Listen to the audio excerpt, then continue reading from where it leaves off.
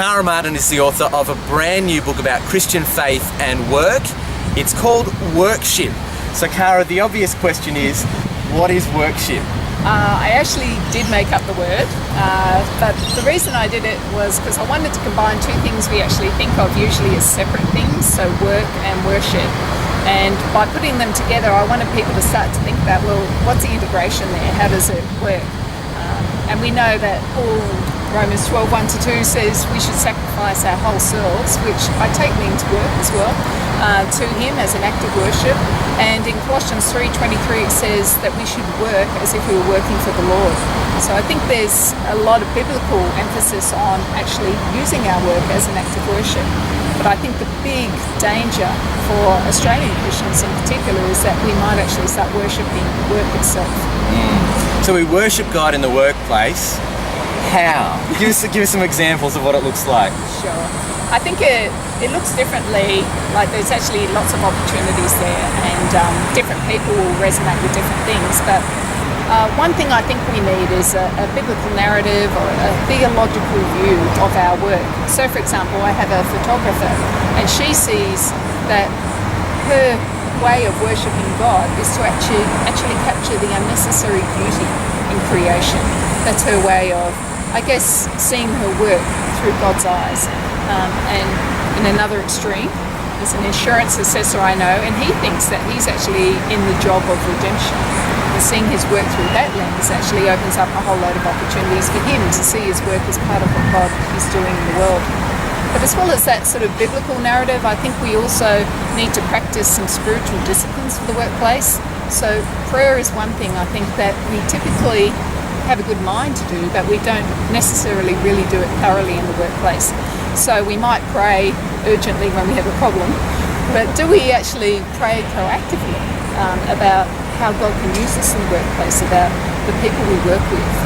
That concept of unceasing prayer is a really good one.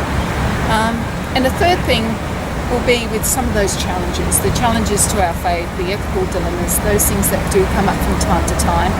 What sort of practical wisdom can we find in the Bible to actually address those? And cunningly, what I've described to you is actually the three sections of my book. So there's this biblical overview of how the Bible describes work, how God sees work. There's different spiritual disciplines for the workplace, and then some practical wisdom so that we can actually be godly in the workplace. Which I think sounds like a great combination of all those three things. Now, just thinking about the workplace more broadly for a moment, and it's fair to say that the working world is changing. Just looking forward the next 5-10 years, what do you think might be some of the challenges or perhaps opportunities that are facing Christians in the workplace? Yeah, I think we've got a growing opportunity as our workforce globalises and becomes more diverse. We're actually seeing in the UK and also in America that there's a growing appreciation of religious diversity in the workplace. So as workplaces come to terms, especially with Muslims and their religious needs, I think that means that it's opening up opportunities for Christians to actually be more open about their faith. I think it hasn't happened yet, but I think that is going to come. I think there are some really pressing problems that Christians need to have a voice in. Things like there's a growing disparity between those people who work too hard and those people who don't have enough work, who are underemployed.